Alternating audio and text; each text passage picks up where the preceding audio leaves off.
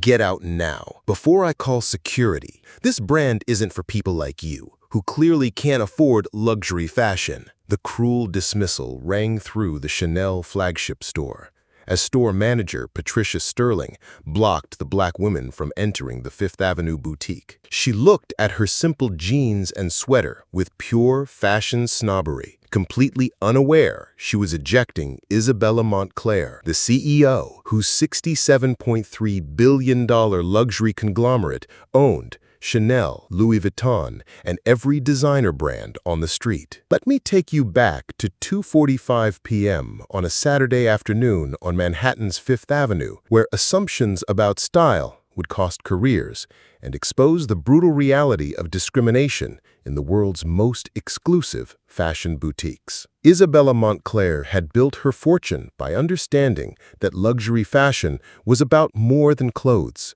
It was about dreams, aspiration, and the power to make people feel extraordinary. At 48, she was the founder and CEO of Montclair Luxury Group, fashion conglomerate that controlled $67.3 billion worth of the world's most prestigious brands, including Chanel, Louis Vuitton, Hermes, Gucci, Prada, and dozens of other houses that defined global luxury. Her journey to the pinnacle of fashion had begun in Detroit, where she'd grown up watching her grandmother alter clothes for wealthy clients who rarely acknowledged the skill and artistry that went into their perfect fit. Her mother had worked as a seamstress in New York's garment district, and her father had driven delivery trucks for fashion houses that Isabella would later acquire. After graduating magna cum laude from Parsons School of Design and earning an MBA from Harvard Business School, Isabella had started with a small boutique in Soho, specializing in affordable luxury pieces that made high fashion accessible to working women. But her vision extended far beyond individual sales. She saw opportunities to revolutionize how luxury fashion was created, marketed, and distributed globally. Montclair Luxury Group had grown through strategic acquisitions, innovative digital marketing, and a deep understanding of changing consumer preferences. Isabella had modernized century-old fashion houses while preserving their heritage, expanded global reach while maintaining exclusivity, and created sustainable luxury production methods that had become industry standards. Her empire encompassed not just fashion brands, but the entire ecosystem that supported luxury retail, manufacturing facilities, distribution networks, flagship stores, fashion weeks, and media properties that shaped how the world understood style and elegance. When Isabella made decisions, fashion trends shifted across continents. But her masterpiece was Fifth Avenue, Manhattan's luxury shopping corridor where her brands occupied the most prestigious real estate in global fashion. The Chanel boutique, Louis Vuitton Maison, Hermes flagship, and Gucci showcase were all part of her empire, generating billions in revenue and setting trends that influenced fashion from Paris to Tokyo. Isabella had personally overseen the design and development of each flagship store, working with world-renowned architects and interior designers to create spaces that were as much art galleries as retail locations. Her vision had transformed Fifth Avenue into the world's fashion capital. Today's visit was spontaneous. Isabella had been in meetings with her design teams in the garment district when she decided to make unannounced visits to her flagship stores to observe customer service and assess how her staff performed without advance notice. She dressed casually, dark jeans, a simple cashmere sweater, and comfortable walking shoes, the same understated style she'd maintained throughout her rise in the fashion world. To anyone who didn't recognize her, she looked like any stylish professional enjoying a Saturday afternoon shopping on Fifth Avenue. What Isabella didn't expect was that the staff of the stores she owned would refuse to let her enter her own boutiques. Fifth Avenue, between 49th and 60th Streets, represented the epicenter of global luxury fashion, with flagship stores from the world's most prestigious brands creating a corridor of elegance that attracted millions of visitors annually. The street was a testament to the power of luxury retail, where architecture, merchandising, and customer experience combined to create an atmosphere of exclusivity and aspiration. Isabella's other flagship stores lined the avenue like monuments to fashion excellence. Louis Vuitton's crystalline facade showcasing leather goods and ready-to-wear collections. Hermès's Art Deco elegance displaying equestrian heritage and craftsmanship. Gucci's maximalist palazzo celebrating Italian glamour and innovation. Each store employed teams of highly trained sales associates, personal stylists, and customer service specialists who were expected to provide white-glove service to customers spending thousands or tens of thousands of dollars on individual pieces. The staff were trained in fashion history, brand heritage, styling techniques, and the art of luxury retail that made shopping an experience rather than a transaction. Security was discreet but comprehensive, with sophisticated systems designed to protect merchandise worth millions while maintaining the open, welcoming atmosphere that encouraged browsing and discovery. Store managers were empowered to make decisions about customer access and service levels, with the understanding that their role was to preserve brand exclusivity while maximizing sales opportunities. Isabella had invested heavily in staff training programs that emphasized both product knowledge and inclusive customer service. Her philosophy was that luxury should be accessible to anyone who could afford it, regardless of their background, appearance, or familiarity with fashion culture. But as Isabella approached her own Chanel flagship that Saturday afternoon, she was about to discover that all her careful planning and investment in inclusive luxury retail hadn't prevented the kind of discrimination that fashion was supposed to transcend. Patricia Sterling had been working in luxury fashion retail for 15 years, developing what she considered an expert eye for distinguishing between serious customers and casual browsers. She looked for expensive clothing, designer accessories, confident body language, and the subtle signals that indicated serious purchasing power and fashion sophistication. When Patricia saw the black woman in jeans and a sweater approaching the Chanel entrance, every instinct told her this person didn't fit the profile of Chanel customers. She looked too casual, too comfortable, too willing to enter the store without the reverent approach that Chanel deserved. Isabella walked toward the store's glass doors.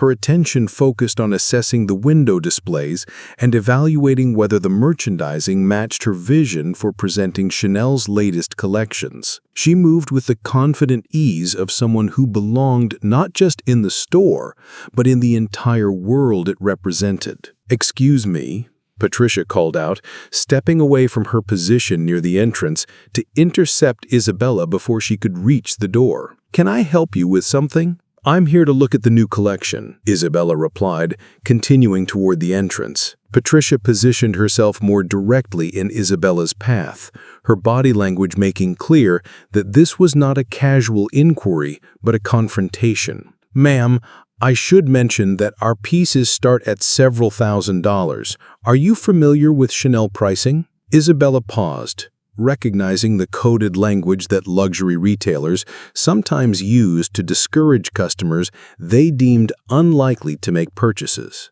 "I'm familiar with Chanel," Isabella said calmly. Patricia's skepticism was obvious. "Our current collection features pieces from $3,000 to $50,000, with our haute couture pieces significantly higher. This isn't fast fashion or department store merchandise." The condescension in Patricia's voice was unmistakable. Isabella felt the familiar sting of assumptions made based on appearance rather than actual interest or purchasing power. Assumptions that had followed her throughout her career in fashion, from her days as a young designer through her rise to controlling the industry's most prestigious brands. "I understand Chanel's positioning," Isabella replied evenly. Patricia shook her head with the exaggerated patience of someone explaining something obvious to someone who clearly didn't understand. "Ma'am, Chanel is more than just expensive clothing. It's haute couture. It's fashion heritage.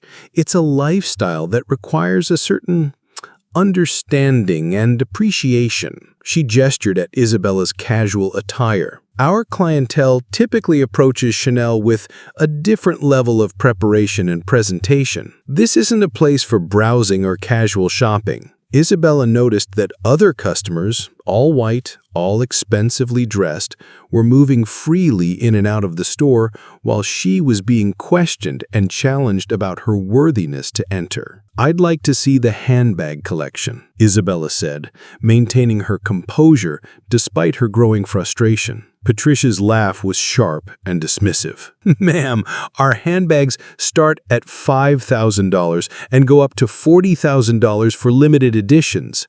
The waiting list for our most popular styles is over a year long. These aren't impulse purchases." The circular logic was maddening. Isabella couldn't be a serious customer because she didn't look like Patricia's preconception of a Chanel customer.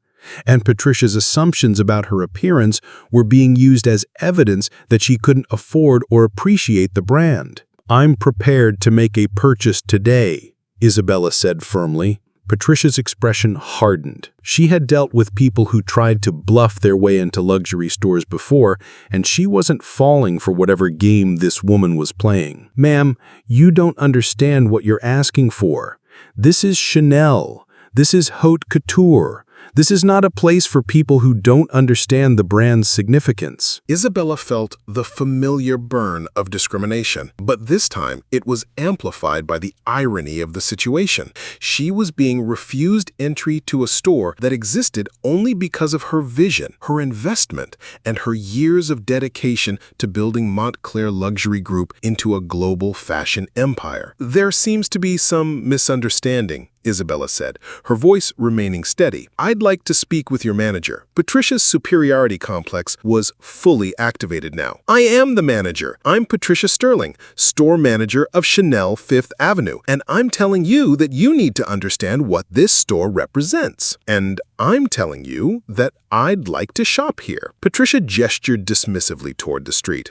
"Ma'am, there are many wonderful stores on 5th Avenue that might be more suitable for your needs. Zara, H&M, even some of the department stores have sections that might work better." The suggestion that Isabella should shop at fast fashion retailers was both insulting and revealing of Patricia's assumptions about her economic status and fashion sophistication. "I'm specifically interested in Chanel," Isabella said patiently. "And I'm specifically telling you that Chanel isn't interested in customers who don't respect what the brand represents," Patricia replied, her voice rising with authority. Patricia stepped closer, her condescension reaching new levels. "Look, I've been working in luxury fashion for 15 years. I know our customers. I know who appreciates Chanel and who's just here to waste our time." The words hit the Chanel flagship like a fashion earthquake. Patricia Sterling's face transformed from confident authority to confusion to dawning horror as the implications of Sarah's statement sank in. "Montclair Luxury Group," Patricia stammered. "You're saying she owns—" "Isabella Montclair, founder and CEO of Montclair Luxury Group, owner of Chanel, Louis Vuitton, Hermes, Gucci, and the person whose company employs everyone in this building," Sarah replied with precise legal clarity. Other staff members had gathered to listen to the unprecedented situation unfolding in their store. Sales associates, stylists, and security personnel stood in stunned silence as they realized they were witnessing their ultimate boss being discriminated against by their immediate supervisor. Assistant Manager Jennifer Walsh approached hesitantly, her face pale with recognition. "Miss Montclair, I'm so sorry I didn't recognize you. We weren't expecting you today." "That's exactly the problem. You weren't expecting someone who looked like me to own this store, so you decided I didn't belong here." Isabella's phone crackled with another incoming call. "Isabella, this is David Patterson, CEO of 5th Avenue Luxury Retail Management. I just received an emergency call about a discrimination incident at the Chanel store. What's happening?" David Patterson's company managed several of Montclair Luxury Group's flagship stores, including the Chanel boutique. The contract was worth $50 million annually and represented one of their most prestigious accounts. "David, your store manager just told me that people like me clearly can't afford luxury fashion and threatened to call security because she decided I don't belong in Chanel stores." The silence on the phone was deafening. "She said what?" "Patricia Sterling physically blocked my entrance, questioned my understanding of luxury fashion, suggested I shop at fast fashion retailers, and told me this brand isn't for people like me who clearly can't afford it." "Patricia Sterling," David's voice came through the speaker with deadly calm, "you're terminated immediately. Security will escort you from the building, and you'll never work in luxury fashion retail again." Patricia looked like she might faint. Her 15-year career in fashion retail had just ended in public disgrace, terminated for discriminating against the very person whose success had made her job possible. Within an hour, news of the Chanel flagship incident had spread through New York's fashion district like wildfire. Store managers, brand executives, and fashion industry professionals were receiving urgent calls about discrimination at one of the world's most prestigious fashion addresses. Patricia Sterling was escorted from the building with a small box of personal items and the devastating knowledge that her fashion career was over. Her termination was immediate and for cause, with no severance package and no industry recommendations. Other Chanel staff watched in shock as their store manager was removed from a building she had controlled for 3 years. The sudden power reversal was as complete as it was swift. The person she had tried to exclude was revealed to be the ultimate authority over every aspect of the store's operations. David Patterson arrived at the store within 2 hours, moving with the urgency of someone whose business empire was under threat. Fifth Avenue Luxury Retail Management's contracts with Montclair Luxury Group were worth over $200 million annually across all brands, and losing them would devastate the company. "Isabella," David said, approaching with visible anxiety, "I cannot express how sorry I am for what happened today. This is completely contrary to our company's values and training." Isabella appreciated the apology, but she was more interested in understanding how the discrimination had occurred and what would be done to prevent it from happening again. "David, I want to understand how your store manager felt comfortable telling the owner of Chanel that she clearly can't afford luxury fashion. This wasn't a momentary lapse in judgment. This was systematic bias that suggests deeper cultural problems." The investigation that followed revealed troubling patterns in luxury fashion retail practices across Patricia Sterling's career. Customer service records showed that Black and Hispanic shoppers were questioned about their purchasing intentions, directed toward less expensive items, and subjected to additional security scrutiny at rates far exceeding other demographic groups. Most damning of all, sales data revealed that customers of color were consistently shown lower-priced merchandise regardless of their stated budgets or interests. Isabella realized that Patricia Sterling's behavior wasn't an isolated incident, but reflected broader problems in luxury fashion retail. She commissioned an independent investigation led by Dr. Angela Washington, a former federal prosecutor who specialized in retail discrimination cases. Dr. Washington's investigation extended beyond the Chanel store to examine practices across Manhattan's luxury shopping district. Her findings revealed systematic discrimination that affected not just store access, but styling services, private shopping appointments, and access to exclusive merchandise. Data analysis showed that potential customers of color faced longer wait times for service, were less likely to be approached by sales associates, and received less comprehensive product information, even when their purchasing behavior indicated serious buying intent. Personal shopping services were offered to white customers at significantly higher rates than to customers of color with similar spending patterns. Security footage reviews revealed patterns of differential treatment in flagship stores, with Black and Hispanic shoppers subjected to more surveillance, closer monitoring, and more frequent questioning about their intentions than white customers examining the same merchandise. Most troubling, customer feedback revealed that complaints about discriminatory treatment had been consistently dismissed or minimized by store management companies that prioritized avoiding conflict over addressing bias. Dr. Washington's report concluded that luxury fashion retail had created an atmosphere where discrimination was subtle, systematic, and professionally devastating for retail companies when exposed to public scrutiny. Luxury fashion retail has become a space where economic access is supposed to eliminate discrimination, Dr. Washington wrote, but where racial bias persists in ways that contradict the industry's values of creativity, innovation, and global appreciation for beauty. News of the Chanel flagship incident broke when a customer who had witnessed the confrontation shared their phone video on social media. The footage showed Patricia Sterling physically blocking Isabella from entering the store, the escalating confrontation, and the devastating phone call that revealed Isabella's true identity as the owner of the entire fashion empire. The story gained immediate traction, particularly when Isabella's role as CEO of Montclair Luxury Group became widely known. The irony of a fashion mogul being denied entry to her own $67.3 billion empire was impossible to ignore, and the incident became a symbol of how discrimination persisted even at the highest levels of creative and economic success. Fashion CEO denied entry to store she owns, read the headline in Women's Wear Daily. The story was picked up by fashion publications, business media, and mainstream outlets that recognized the broader implications for luxury retail and economic inequality. The fashion industry's response was immediate and divided. Some designers and retailers expressed support for Isabella and criticized the obvious discrimination she had faced.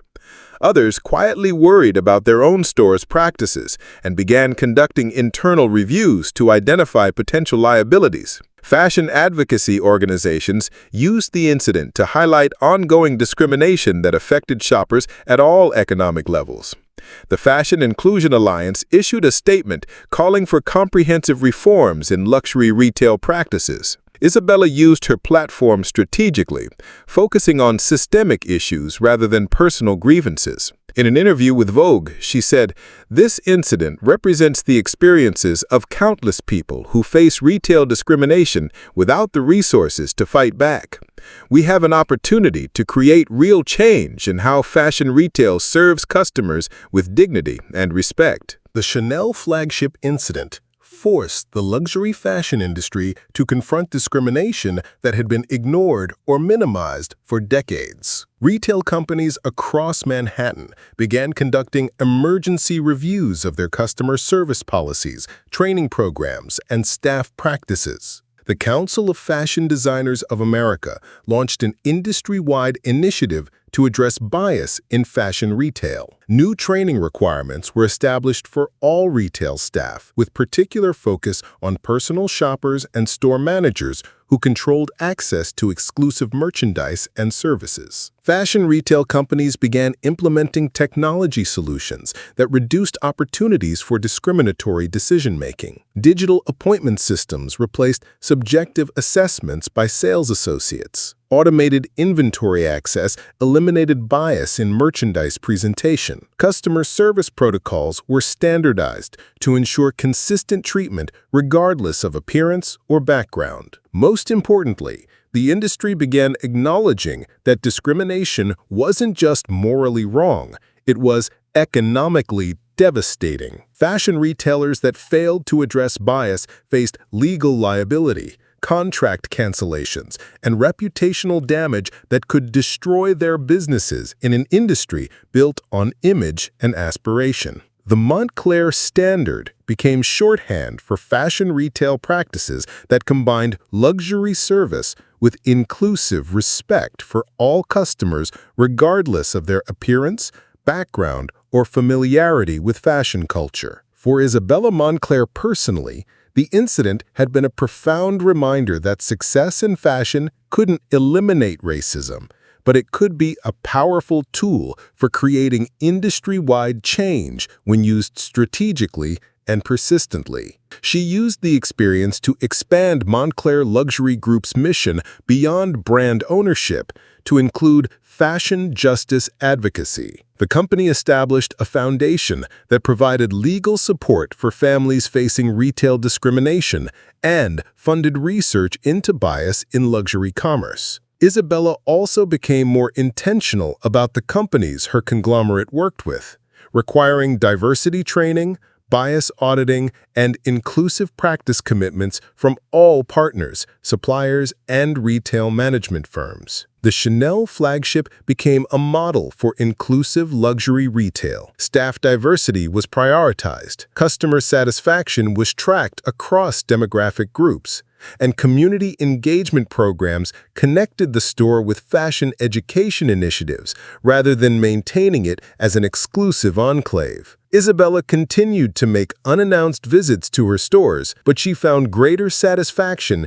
in knowing that every customer was treated with the respect and dignity that luxury fashion should provide to everyone who could afford it. Changes initiated by the Chanel incident created ripple effects throughout the global fashion industry. Other fashion capitals began examining their own luxury retail practices, recognizing that discrimination was an international problem requiring systematic solutions. Fashion schools began incorporating retail inclusion training into their curricula as essential knowledge for fashion professionals. Business schools added luxury retail discrimination case studies to their programs on brand management and customer experience. Professional organizations for fashion retailers and store staff established new certification requirements that included bias training and discrimination prevention as core competencies. Most importantly, the incident sparked conversations in fashion houses and retail locations across the world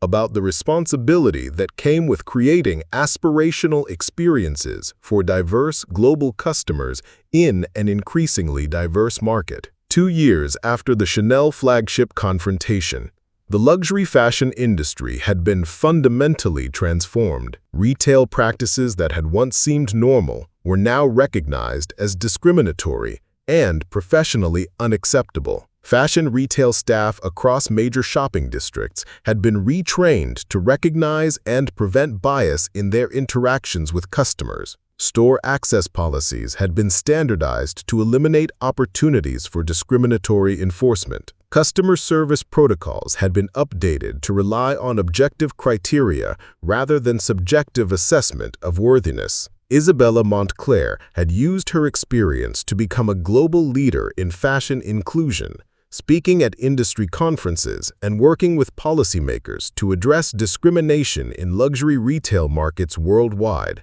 Montclair Luxury Group had become a model for inclusive fashion business, demonstrating that luxury and diversity were complementary rather than competing values. The company's brands were known for both creative excellence and inclusive customer service. The Chanel flagship itself had become one of Fifth Avenue's most successful stores, attracting customers who valued both fashion innovation and inclusive retail values. The store's diversity had enhanced rather than diminished its reputation and sales performance. The fashion industry had evolved to understand that discrimination wasn't just morally wrong, it was creatively limiting and economically destructive. Fashion brands that failed to address bias in their retail operations faced legal liability, consumer boycotts, and talent loss that could undermine their creative and commercial success. Professional education for fashion retailers, store managers, and sales staff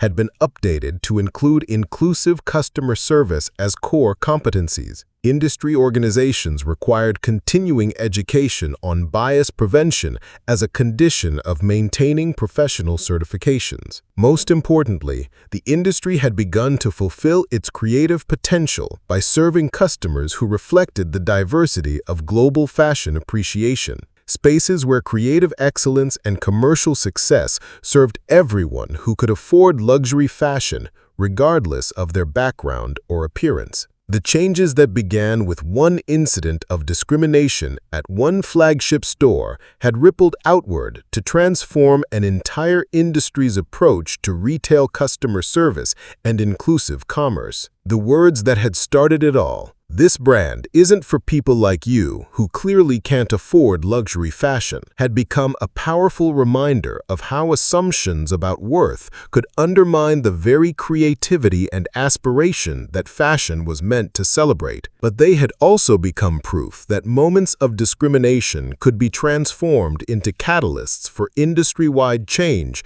when people with resources chose to use their influence for justice rather than just personal comfort. Isabella Montclair could have resolved the situation quietly, ensuring better treatment for herself while leaving the discriminatory system intact. Instead, she chose to use her position as a successful fashion CEO to create changes that would benefit customers who didn't have her resources or influence. That choice between personal resolution and systematic justice had rippled outward to create positive change throughout the global fashion industry. Sometimes, the most powerful response to discrimination was not just seeking individual access, but using that experience to build systems where everyone received the respect and creativity that quality fashion should provide. The lesson of that Saturday afternoon on Fifth Avenue had created changes that extended far beyond one store or one executive's experience. Fashion professionals learned to examine their assumptions about who deserved access to beautiful things. Retail companies learned that discrimination was both morally wrong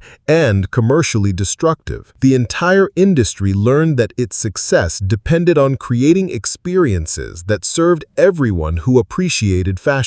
Because in the end, this story isn't just about discrimination in luxury retail. It's about the responsibility that comes with creating beautiful things, the power of using personal experiences to drive systematic change, and the understanding that true fashion excellence requires not just beautiful products, but inclusive experiences where everyone is treated with dignity. Every customer deserves to be welcomed into stores without question or prejudice. Every shopper deserves to be treated with courtesy regardless of their appearance. And every fashion brand has the power to choose between perpetuating exclusion and creating inclusive excellence that serves both creative values and commercial success. If this story moved you, remember that fashion is more than clothing. It's about creating beauty that everyone can appreciate. Share this story with someone who needs to hear it. And never forget that sometimes the most important thing you can design is a system where everyone feels beautiful and valued. Because the choice between accepting discrimination and fighting for inclusive creativity is one that faces everyone involved in creating and selling fashion. The choice, as always, is ours to make, and the experiences we create reflect the values we choose to embrace.